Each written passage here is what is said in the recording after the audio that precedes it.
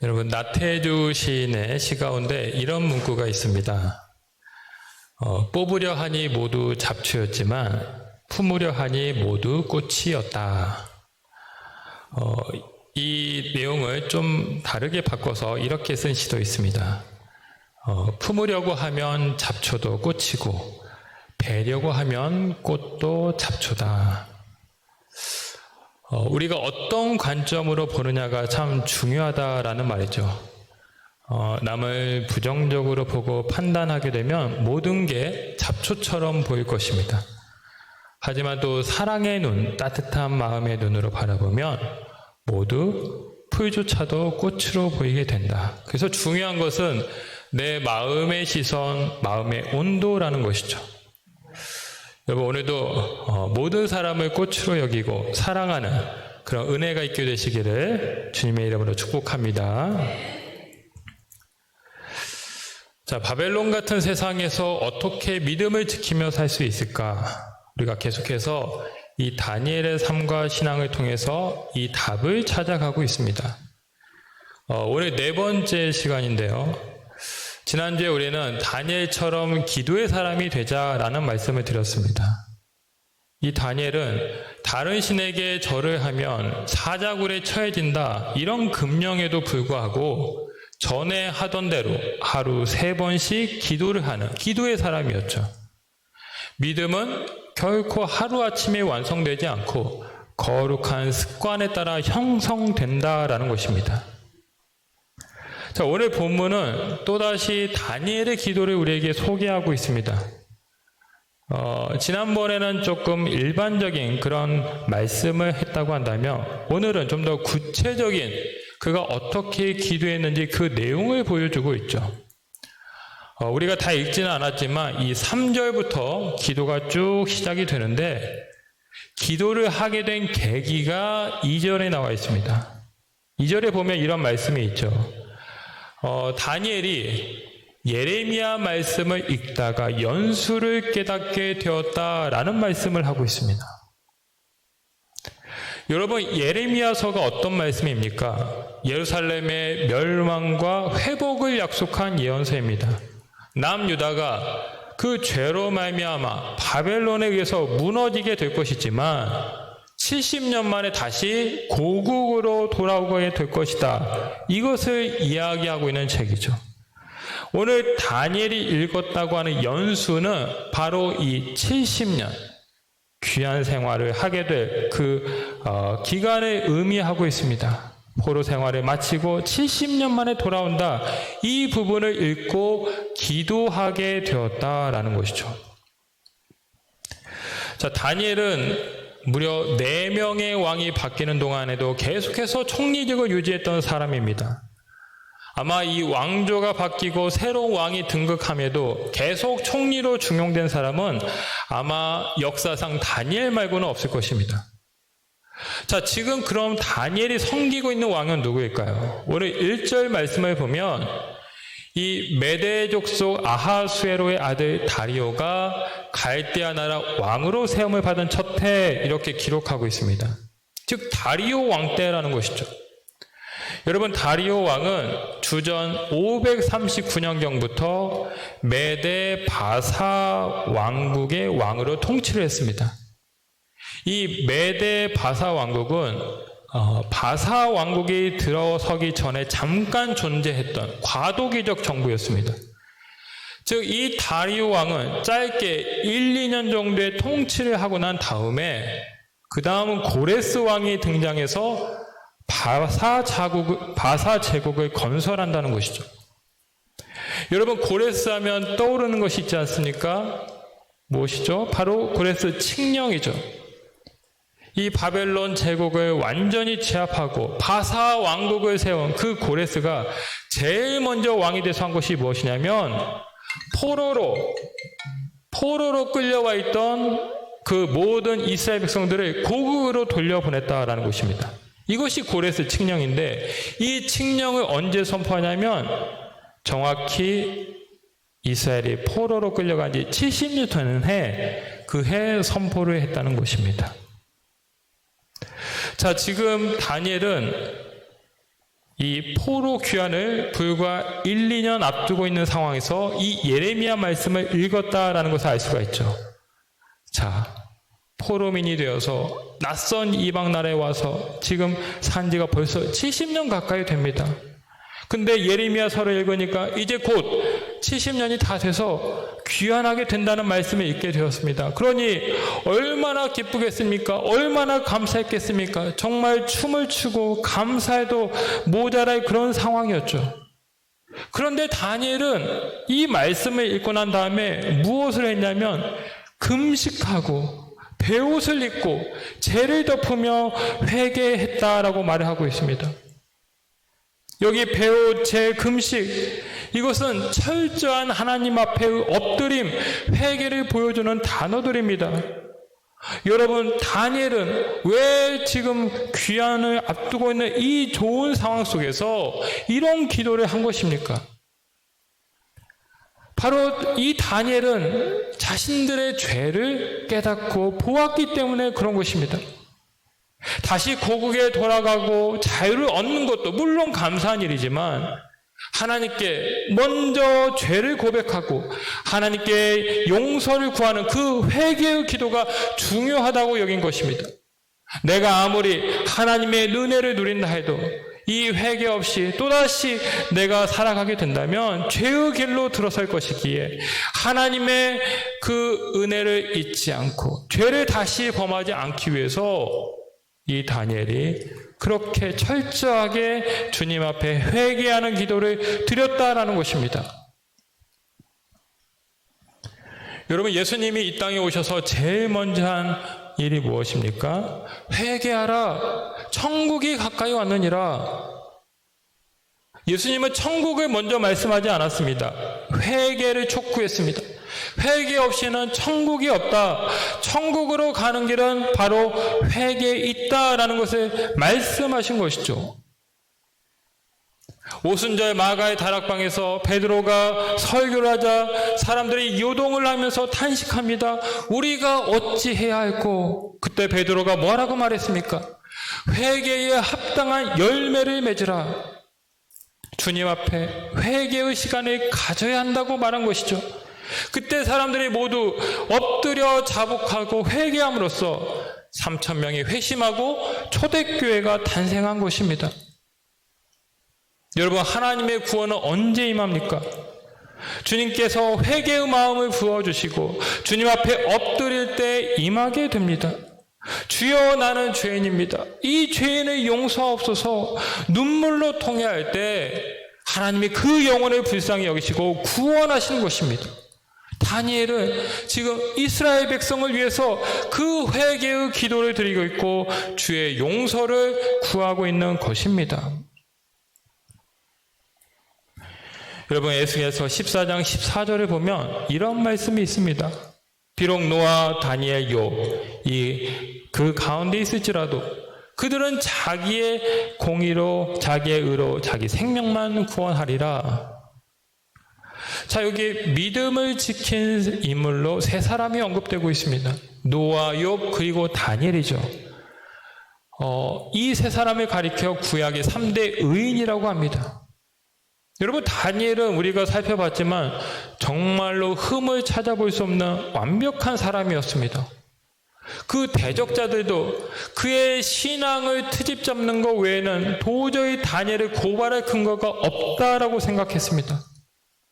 자, 그런데 이렇게 하나님 앞에 바르게 살려고 노력했던 다니엘이 오늘 기도할 때 우리라는 표현을 참 많이 씁니다. 5절에 보시면 우리는 이미 범죄하여 패역하며 행악하며 주의 법도와 규례를 떠났습니다 이야기하죠. 또 6절 보면 우리가 또 주의 종 선지자들이 말씀한 것을 듣지 아니하였나이다. 10절 우리 앞에 세우신 율법을 행하지 아니하였나이다. 11절 우리가 주께 범죄하였습니다. 거의 매 구절마다 우리라는 호칭을 써서 자신의 죄를 하나님께 고백하고 있습니다. 여러분, 이것이 무엇입니까? 이스라엘 공동체의 죄를 나의 죄로 껴안고 기도하고 있는 것이죠. 자신이 공동체에 속한 자이기 때문에 그 공동체의 죄를 나 몰라라 하지 않고 내 죄, 나의 죄로 여기며 기도하고 있는 것입니다. 다니엘은 기도의 사람이었습니다. 늘 하루 3번 예루살렘을 향해 기도했는데 그의 기도는 다른 기도가 아니라 백성을 위한 참회의 기도, 백성과 공동체를 살리기 위한 생명의 기도였던 것입니다. 여러분, 이스라엘 역사 가운데는 늘 위대한 중보자가 있었습니다. 이스라엘이 금송아지를 숭배해서 하나님이 진멸하고자 할 때 모세가 자신의 생명을 내걸고 기도했죠. 생명책에서 내 이름을 지워주옵소서. 그러니 제발 저들을 살려주시고 구원하소서. 이렇게 이스라엘을 위해 간절히 기도한 것입니다. 예레미야 선지자도 동족의 멸망을 예언해서 얼마나 많은 미움과 박해와 핍박을 받았습니까? 하지만 그는 그 동족을 위한 눈물의 기도를 결코 포기하지 않았습니다. 예수님도 십자가상에서 물과 피를 다 쏟으시면서 극심한 고통 중에도 기도하셨죠. 주여 저들을 용서하옵소서. 끝까지 우리를 위해 기도하시고 우리의 구원을 위해서 예수님은 그렇게 목숨을 바치셨습니다. 그 주님의 희생과 공로로 말미암아 우리가 하나님의 자녀가 된 것입니다. 여러분, 구원은 기도의 열매입니다. 누군가를 향한 간절한 기도를 하나님은 귀하게 보십니다. 그 눈물에 헌신해서 구원의 싹이 나게 하시는 것입니다. 오늘 우리가 해야 될 일이 바로 이것입니다. 우리 안에 있는 죄를 보고 엎드려야 하는 것이죠. 내 가까운 가족과 형제, 이웃을 위해서 기도하는 중보자가 되어야 됩니다. 우리가 다니엘처럼 기도할 때 내가 속한 가정과 공동체와 민족이 살아나는 것입니다. 얼마 전 박리무가 사모님이 쓴 예수 동행 일기를 보면서 참 감동이 되었습니다. 여러분, 유기성 목사님과 그 사모님이 서남 목자교회에 부임을 할 당시 그 교회에 엄청난 부채가 있었다고 하죠. 도저히 사람의 능력으로는 이 부채를 감당할 수가 없어서 매일 밤 9시마다 기도회를 열고 기도를 했다고 합니다.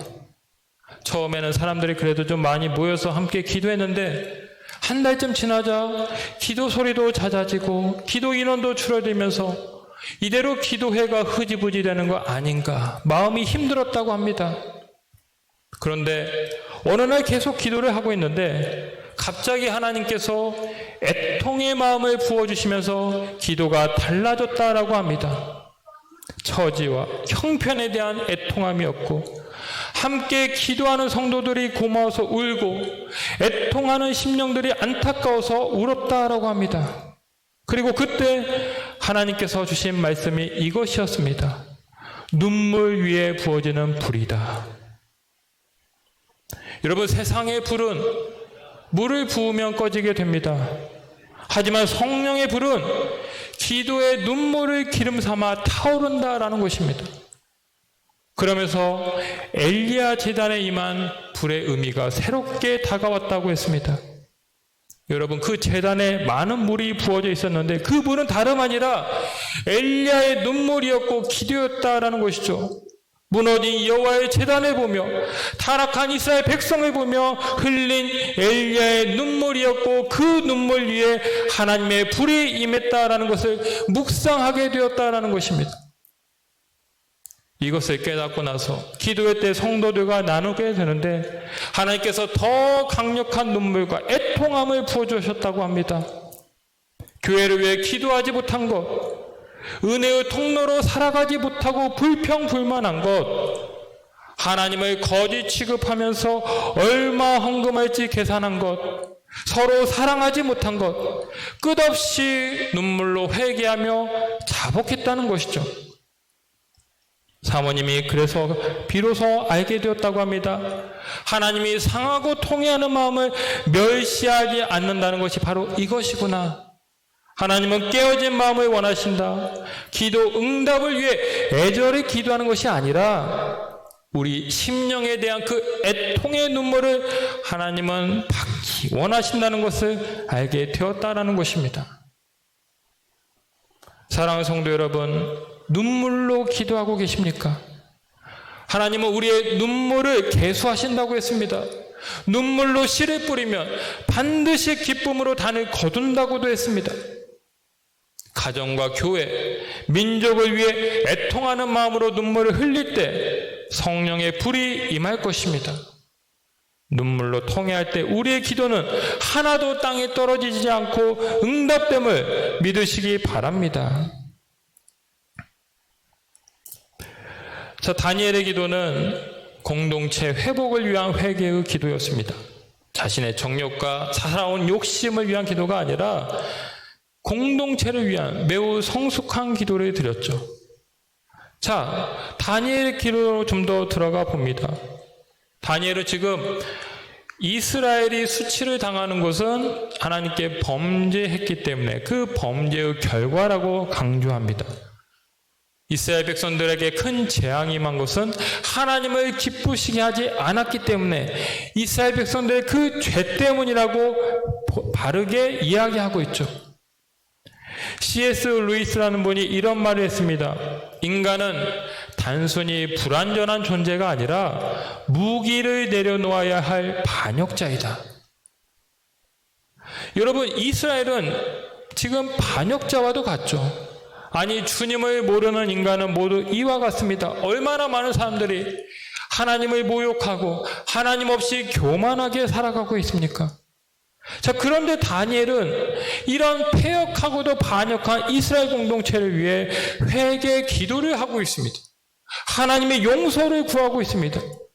도대체 무엇을 근거로 다니엘은 이런 기도를 하고 있는 것입니까? 바로 하나님의 긍휼하심 때문입니다. 하나님의 긍휼하심에 의지하여서 이런 기도를 드린 것이죠. 우리 18절 말씀을 다시 한번 읽어보시겠습니다.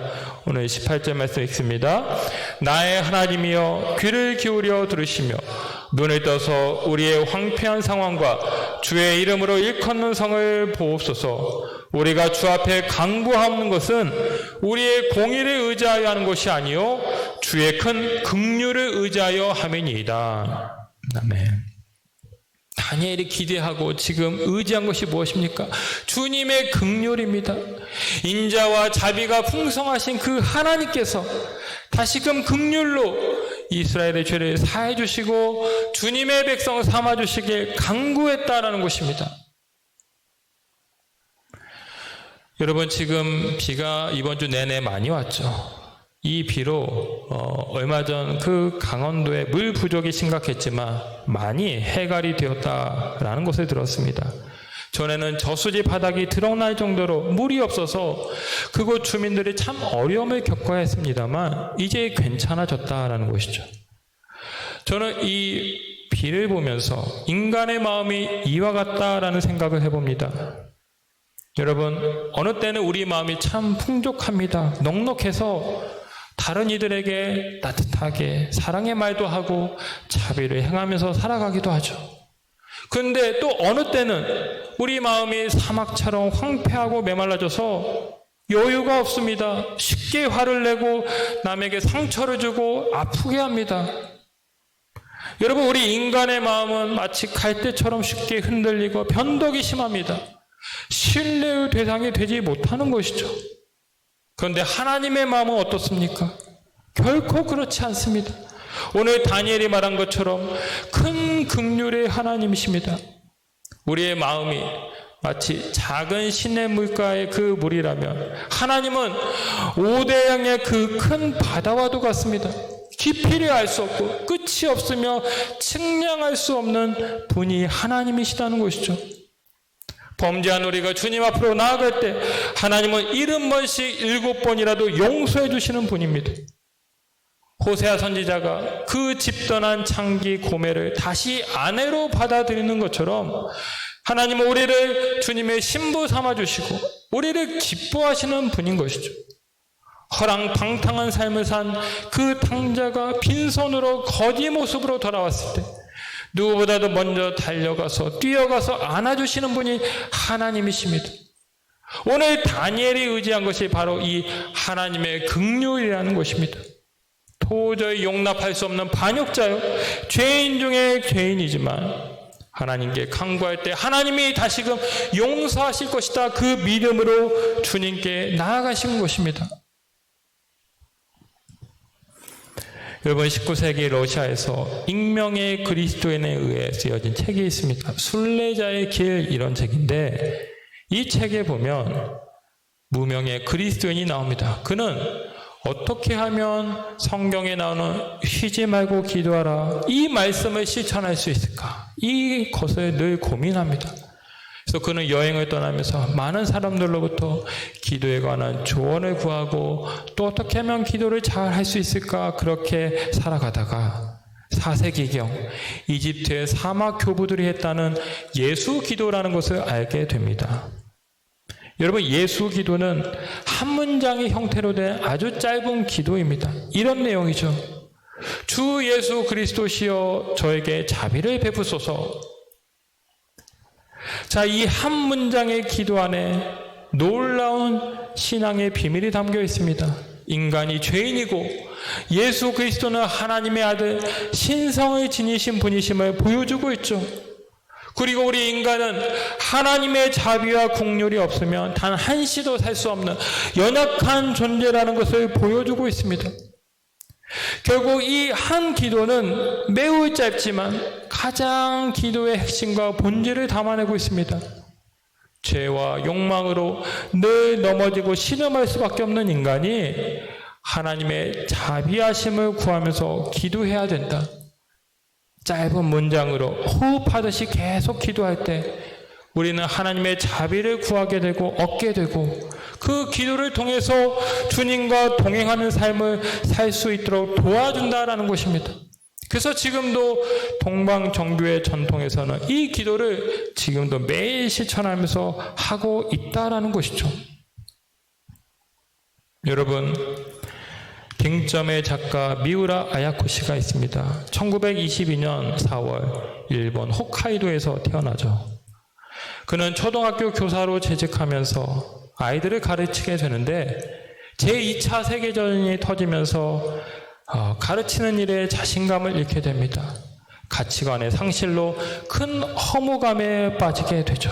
설상가상으로 당시에는 불치병으로 알려지던 폐결핵을 13년간이나 앓게 됩니다.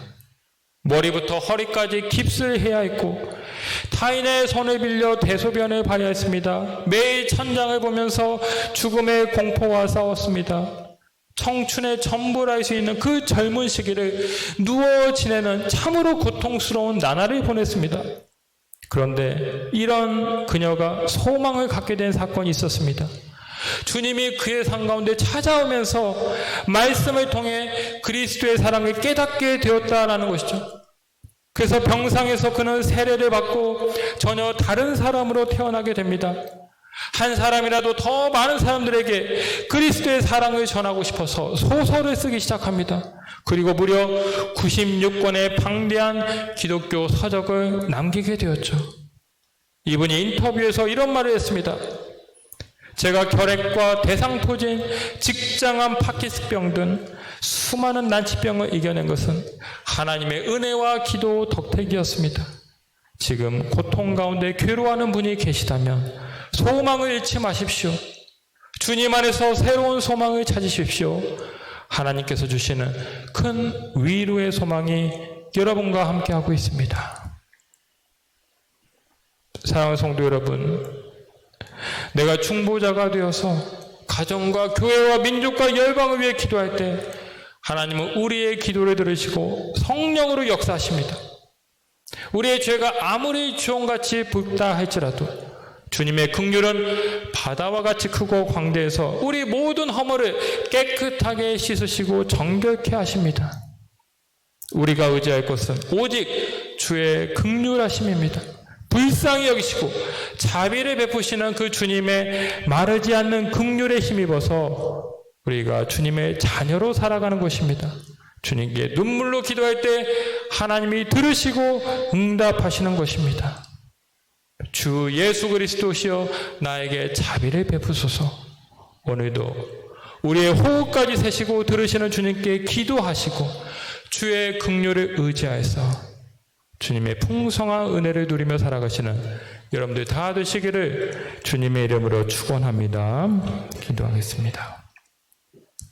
하나님 아버지, 우리를 사랑하시고 우리를 긍휼의 눈으로 바라보시며 우리를 하나님의 자녀로 끝까지 품으시고 함께 해주심에 감사를 드립니다. 주님, 우리 가운데 많은 연약함이 있습니다. 수많은 죄와 허물이 있습니다.